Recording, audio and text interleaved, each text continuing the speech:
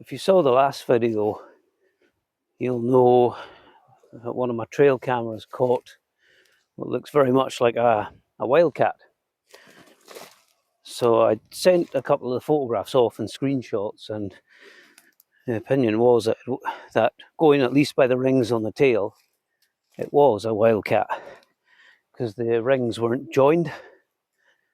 So that's what I'm told on that one. So what I thought I'd do is go up now where that camera is and put another camera watching the same spot but from a different angle, see if we can catch it again and just get a better view of it.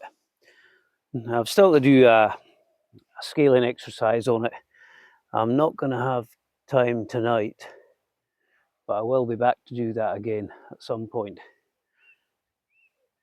So we'll just head up there just now and have a look. Okay, so this is the camera here, and the wildcat had walked from here across here. Then I think it went back up onto the stones here. So that's when I got the swish of the tail in the video. But the video clip with that crossing in front here, let's see the camera, it stepped onto here. So my idea for scaling it is I'm going to take a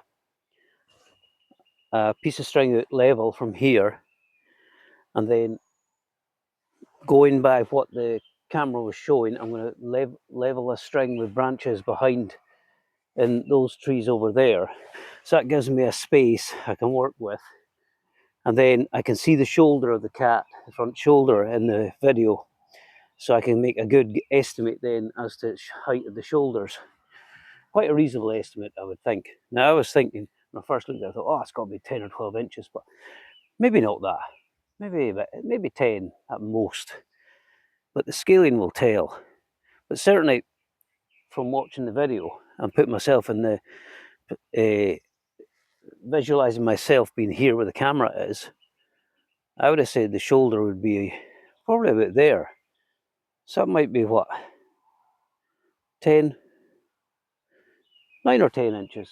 Not massive, but it'd be interesting to know, just to get an idea. So now I'm thinking I should have a camera somewhere over here watching.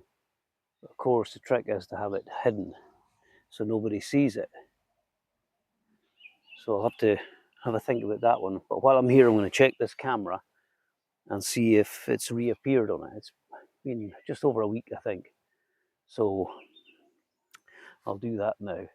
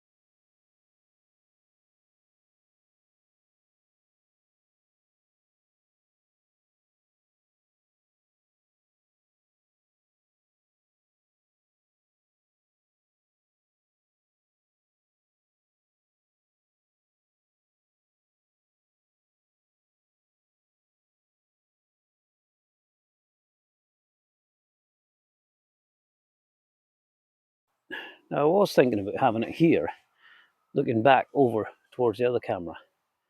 But I'm not really happy because it's too low. And I want to get what I call a happy medium. I think I'll just have to continue looking. Now this is more like what I'm wanting. I could maybe have it about there on the tree, put a couple of sticks behind it, just angle it slightly. But I think if I set it up there with the grass in around it, it'll be fine. So I'll go ahead and do that. Well, I guess from this distance, not too bad, but as we go closer, you start to see something.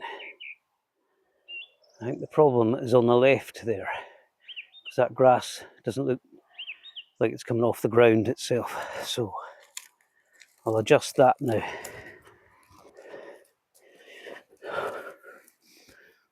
And that's better. That's more like it. Already there's grass blowing in front of the lens. So we shall see.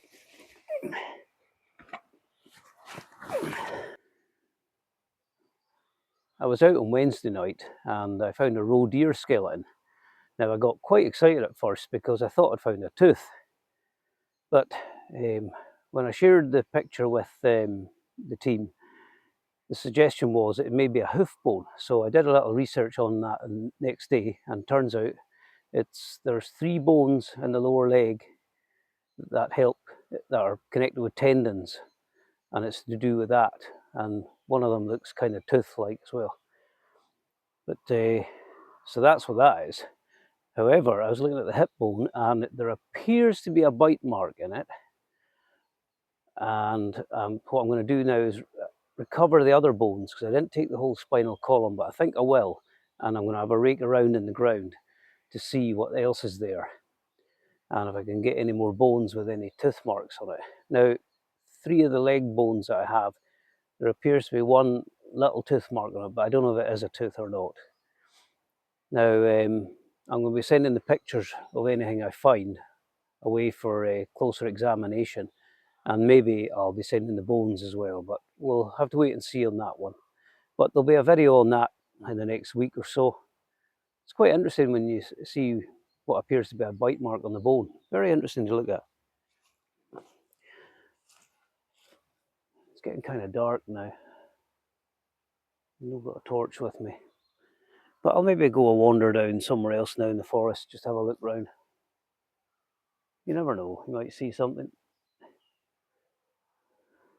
But the birds up there gave me a hell of a fright a minute ago. 2 or 3 of them took off and nearly leapt at my wellies. Whenever I'm out and about, this is the kind of stuff that makes me a bit jittery. It could be anything hiding in there. So I'm always pretty cautious when I'm around this kind of stuff.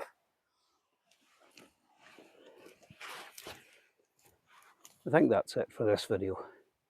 It's 9 o'clock now, so I'll get back to town, I think.